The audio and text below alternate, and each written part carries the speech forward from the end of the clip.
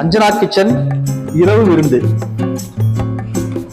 பிஸ்தா rasmalai, cauliflower 65, கார சட்னி, உருளை பட்டாணி மசாலா,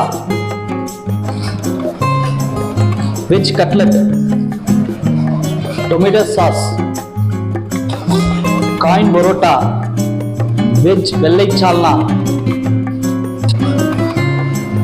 ஆனியன் ஊத்தப்பம், சின்ன வெங்காய சாம்பார்,